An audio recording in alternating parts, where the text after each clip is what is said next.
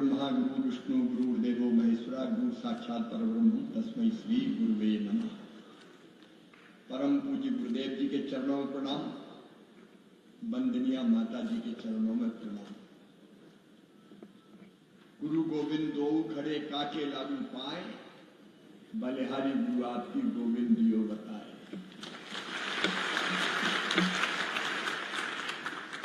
जो कुछ है उन्हीं की कृपा से। हमारे परम आदरणीय श्री योगेंद्र गिरी जी, परम आदरणीय केदार प्रसाद दुबे जी, परम आदरणीय जगदीश कुलमी जी, आदरणीय श्री राजेश पटेल जी, आदरणीय श्री विवेक चौधरी जी, आदरणीय रामकृष्ण कुसमारिया जी, आशीष सिंह जी, यहां उपस्थित मेरी सभी बहनों, भाइयों और भांजे भांजियों, मामाओं,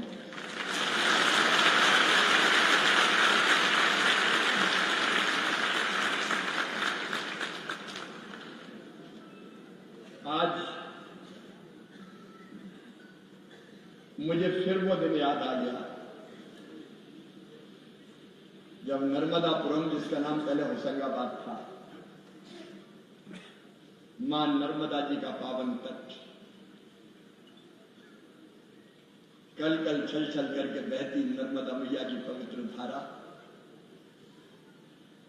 पर मां नर्मदा के तट पर बनाया हुआ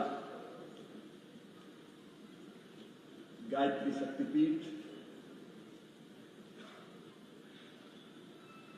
और उसके लोकार्पण के लिए, प्रारंभ के लिए पधारे परम पूज्य गुरुदेव।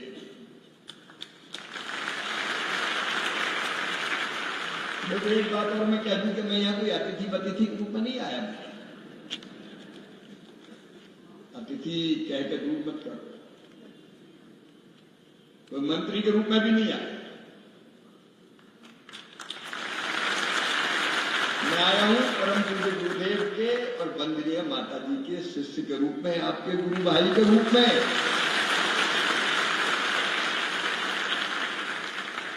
गुरु भाई हमें सीधे गुरुदेव से जोड़ता है और हम सब आपस में भी जुड़ जाते हैं। बाकी चीजें तो आनी जानी है, लेकिन गुरुदेव का आशीर्वाद, उनका स्नेह स्पर्श, उनकी वो गहरी आंखें चमकती हुई, आशा विश्वास से भरी हुई, जिसको देखते ही श्रद्धा का झरना झर झर के झर पड़ता है।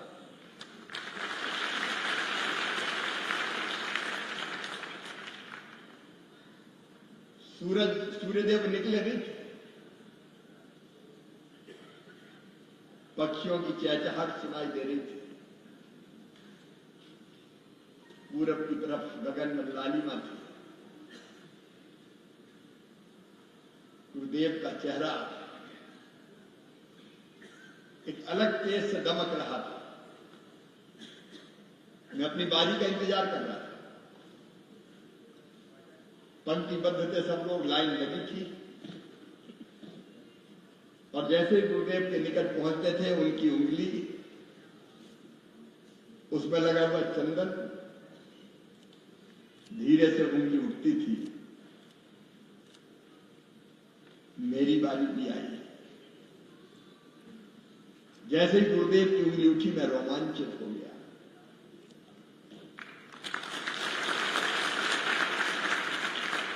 उनकी आंखें आज भी मुझे दिखाई देती है,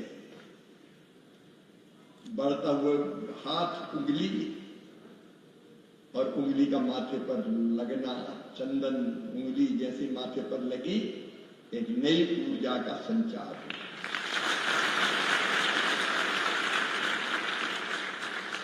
और एक नई प्रेरणा मिली। उस समय तो मैं छोटा था, पढ़ता था, लेकिन प्रेरणा मिली वो मैं आपसे शेयर करना चाहता हूं, विशेषकर युवाओं को। क्यों है मानव जीवन? काय के लिए मानव जीवन? क्या ये केवल मौज मस्ती के लिए है? क्या ये केवल पेट भरने के लिए है? क्या ये केवल यूं ही गुजार देने के लिए है? उत्तर एक ही आता नहीं। ये जीवन है कुछ कर गुजरने के लिए। जीवन के अर्थ है, और विशेषकर युवाओं से मैं कहना चाहता हूं, बेटे बेटियों, अभी तो तुम्हारे जीवन का प्रारंभ है।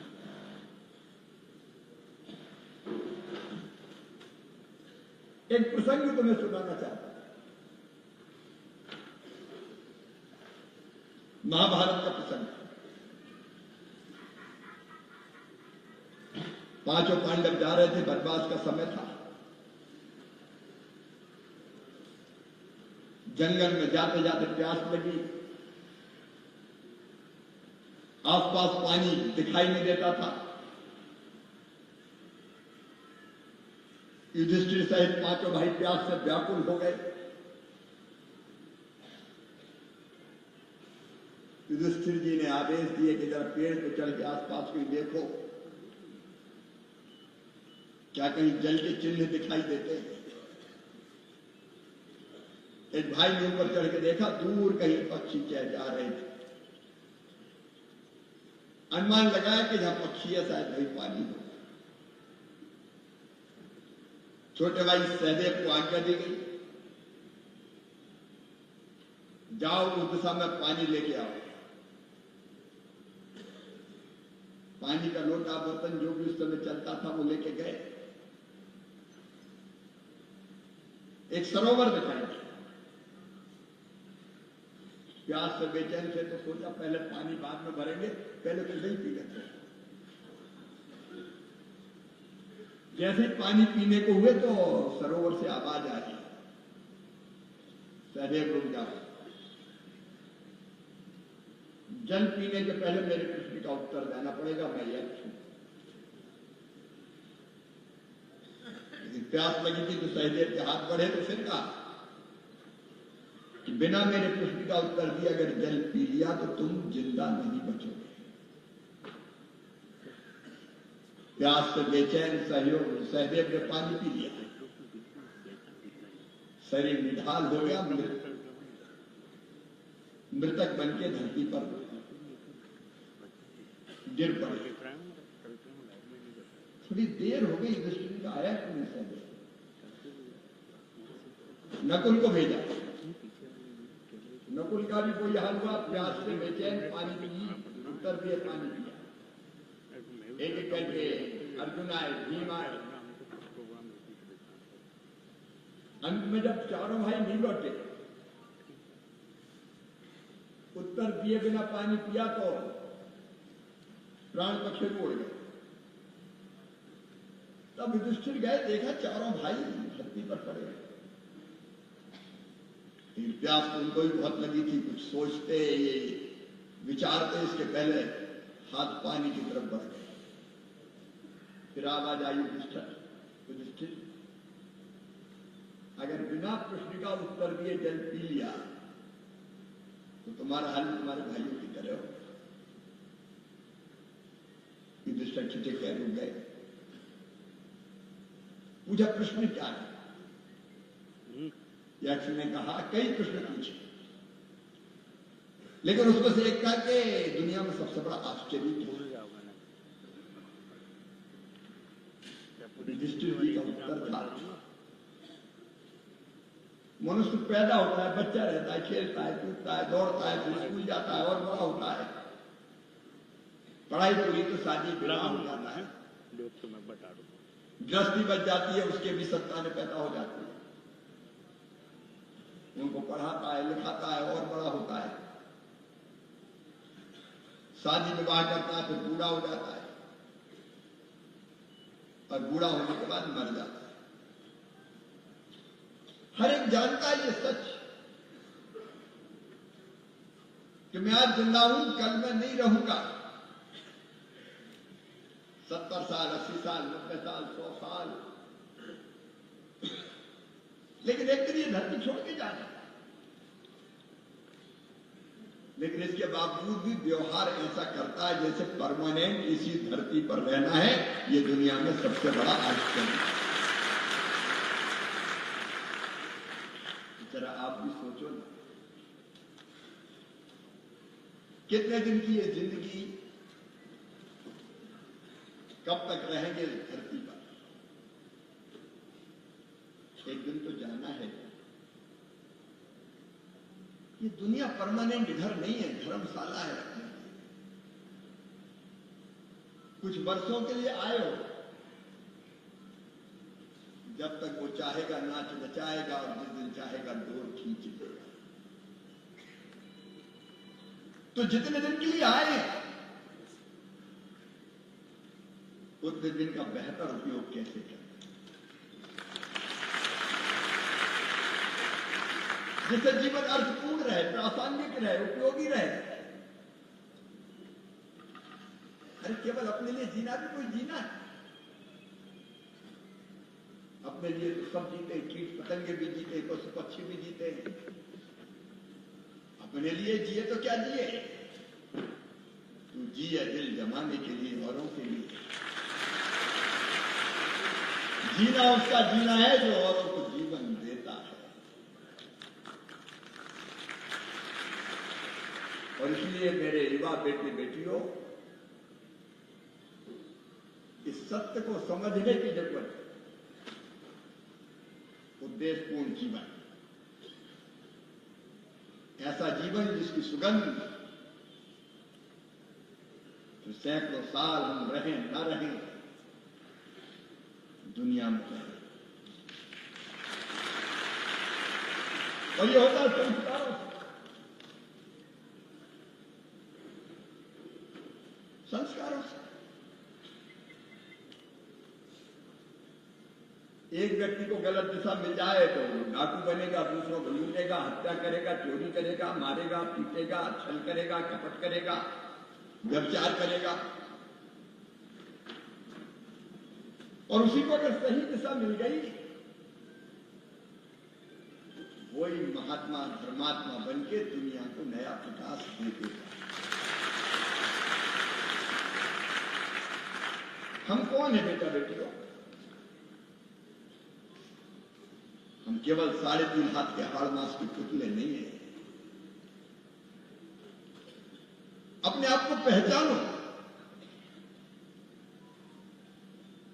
तुम अमृत के पुत्र हो, ईश्वर के अंश हो, अनंत शक्तियों के भंडार हो, अमर आनंद के भागी हो। साधारण थोड़ी हो, ऐसी हाड़ मांस के पुतले मैं क्या कर सकता हूं? तुम ठान लो तो सब कर सकते हो। तू जो चाहे पर्वत पहाड़ों को तोड़ दे, तू जो चाहे नदियों के मुंह को भी मोड़ दे, तू जो चाहे माटी से अमृत निचोड़ दे, तू जो चाहे धरती को अंबर से जोड़ दे। अपनी शक्ति को पहचान। हम केवल शरीर नहीं है, अजरामर आत्मा है हम। नैनम नैनम छिंदन्ति शस्त्राणि नैनम दहति पावका न चेत इलेदंतापो न सोच्यति मारुता। इसको शस्त्र काट नहीं सकते, पानी गीला नहीं कर सकता, हवा सुखा नहीं सकती, आग जला नहीं कर सकती। अजर अमर अविनाशी शाश्वत सनातन चिरंतन सच्चित आनंद यानी सच्चिदानंद, यह वास्तविक स्वरूप तुम्हारा है। और संस्कारों के माध्यम से वही गायत्री परिवार को बताता है कि उनकी कृपा हमको सही राह पर ले जाती है। और आप परम सौभाग्यशाली हो। ईश्वर की कृपा है आप पर, गुरु की कृपा है आप पर कि गायत्री परिवार से जुड़ने का सौभाग्य मिला है।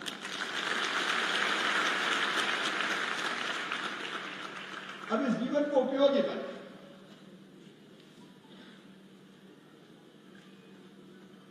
लक्ष्य निर्धारित करें। हाँ, घर है, परिवार है, आजीविका, उसके लिए समय देना पड़ेगा, दो मत नहीं है इसमें, लेकिन उससे समय निकालना पड़ेगा, निकाला जा सकता है। यहां तो ऐसी विभूतियां हैं जो पूर्णकालिक पूरे समय दे,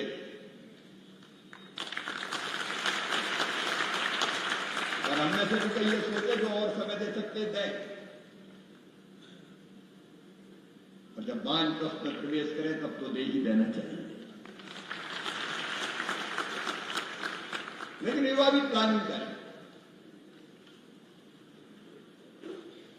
अलग अलग तरह के अभियान, बंदनी माता जी की शताब्दी का वर्ष, अनेकों कार्यक्रमों की रचना, उनमें से जो काम हमें मिले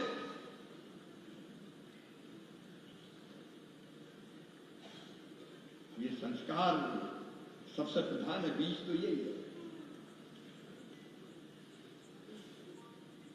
यही हमको दुनिया के लिए उपयोगी वट वृक्ष बनाए।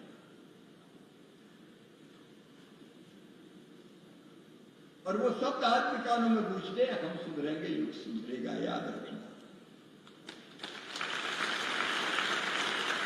ये मैं सोचता है कि मैं अकेला क्या करूंगा, वो आज तो सब ऐसे ही है। कोई चले ना चले, मैं इस राह पर चलूंगा, और तुम चलोगे तो तुम्हारे पीछे लाखों चलेंगे, और आपके करोड़ों चल रहे हैं। परम पूज्य गुरुदेव और बंदनिया माता जी की कृपा से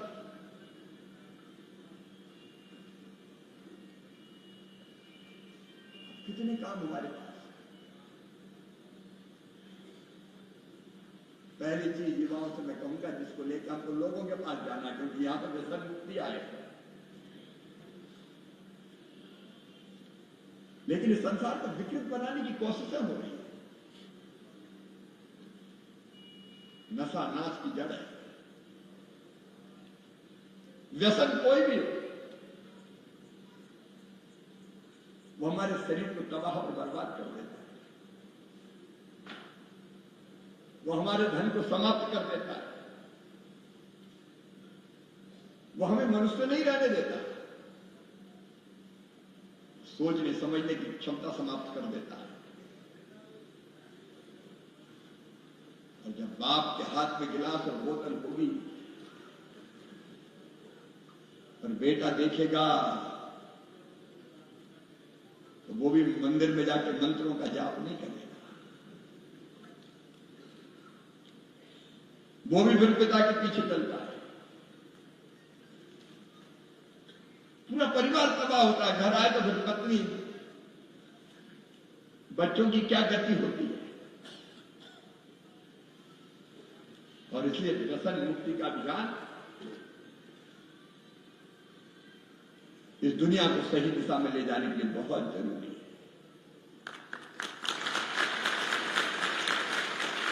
सरकार की अपनी भूमिका है, लेकिन समाज को काम करना पड़ेगा।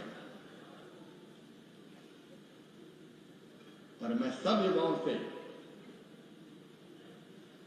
यह अपील करता हूं कि हम तो करें ही ना, मुझे यहां तो बैठा कोई नहीं करता, मेरा पूरा विश्वास है, लेकिन हम जिस गांव के हैं या जो हमारा कार्य क्षेत्र है उसमें हम व्यसन मुक्ति का अभियान चलाएं। और यहां भी आए तो दान दक्षिणा की जरूरत नहीं है।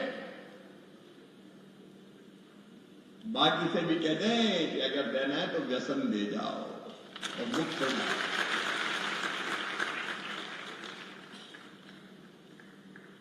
अभी हमने वृक्षारोपण किया। शायद गुरुदेव, परम पूज्य गुरुदेव और वंदनीय माता जी की ही कृपा है कि मुझे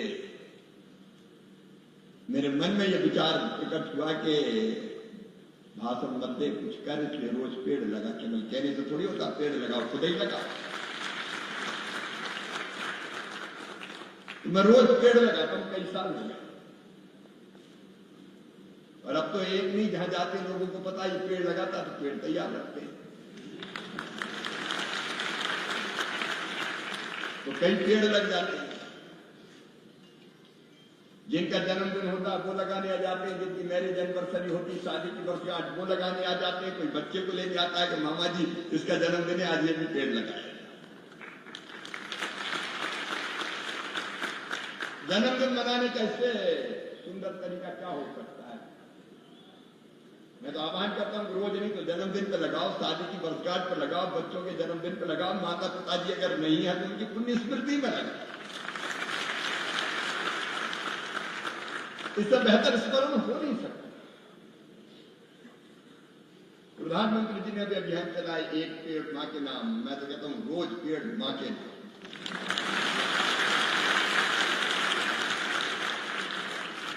तो बड़ा अभियान है, धरती को बचाने का अभियान है। पर्यावरण जिस ढंग से बिगड़ रहा है, इस बार तो 6 महीने हो गया पानी गिरते गिरते गिरते गिरते बंद ही नहीं।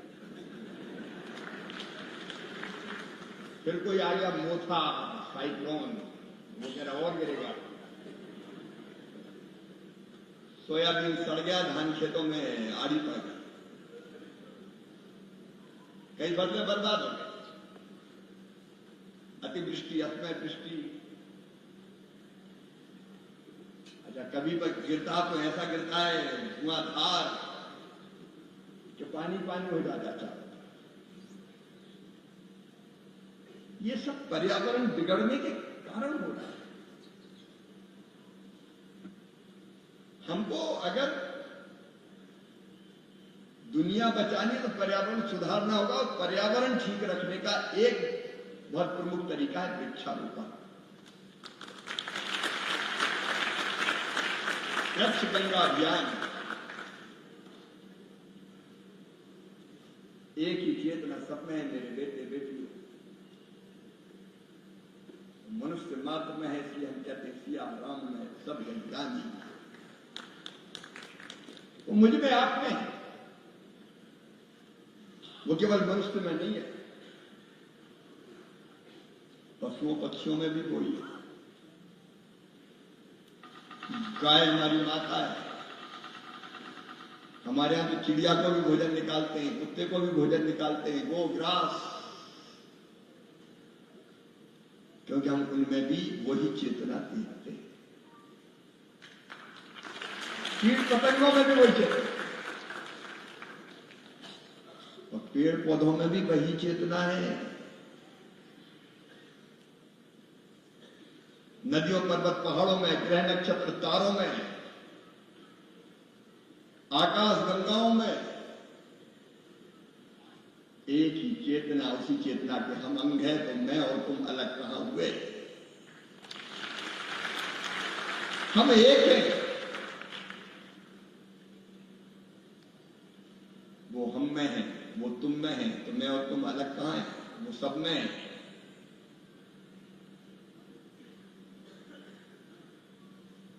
और ये सोचते सोचते लगता है जब सब में ही है, मुझ में भी, और वही वही है, तो मैं ही तो वो हूं और वही मैं हूं। सो हम, इस भाव का जागरण अगर हो गया तो दूसरा कोई है ही नहीं। इसलिए सबको, सबके कल्याण के लिए धरती है। पर्यावरण भी बचाए, जल ही जीवन है। पानी बचा के रखना जरूरी है। कि जल, नदियां कैसे शुद्ध और पवित्र रहे, जल धारा कैसे बहती रहे, मनुष्य के अलावा भी बाकी को जीवन देती रहे। धरती से इतना पानी ना उलीच ले कि धरती में पानी, धरती का पानी पाताल में चला जाए फिर मिलेगी। नदियों का पुनर्जीवन, जल संरचना, इनका अपना महत्व है। और इसलिए आज मैं निवेदन कर रहा हूं कि अपने जीवन को धन्य बनाने के काम यही है। एक है सबसे बड़ा धर्म, वो है सेवा। अब मैं कृषि मंत्री हूं तो एक ही चीज मुझे ध्यान रहती है, किसानों की सेवा मेरे लिए भगवान की पूजा है।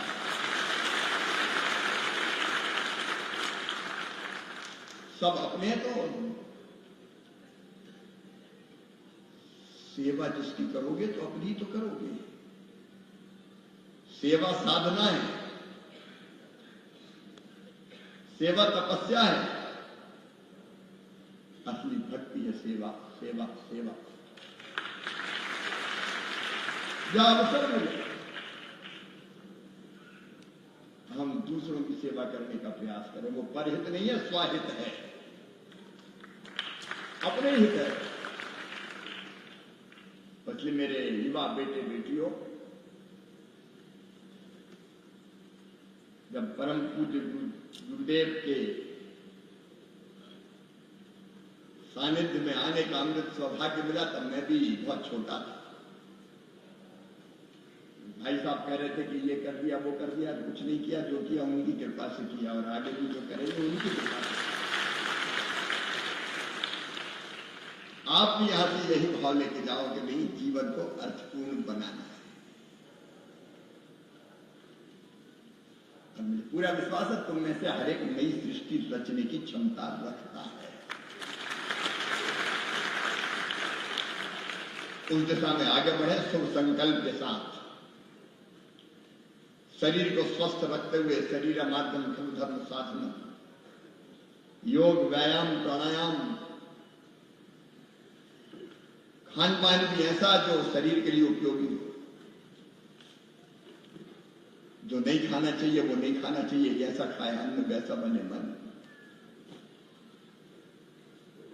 शरीर स्वस्थ तो मन प्रसन्न, शुभ संकल्प तो दिशा सही हो जाती है, आत्म कल्याण का मार्ग खुल जाता है। सौभाग्यशाली के गायत्री परिवार से जुड़ने का अवसर मिला। इस अवसर को चूक मत जाना, व्यर्थ मत जाने देना, घर जाकर भूल मत जाना। याद रखना कि तुम्हारा जीवन केवल तुम्हारे लिए नहीं है,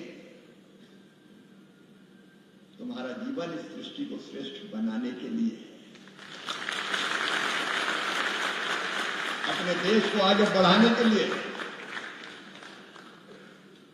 आत्मनोमोक्षात् जगत हिताय च। आत्मा के मोक्ष और जगत के हित के लिए है। इस शुभ संकल्प के साथ आगे बढ़ो, जीवन आनंद से भर जाएगा। और इतना बड़ा काम करोगे कि खुद को आत्मसंतोष होगा, दुनिया और परिवार को तुम पर गर्व होगा। बहुत बहुत धन्यवाद। प्रणाम, नमस्कार।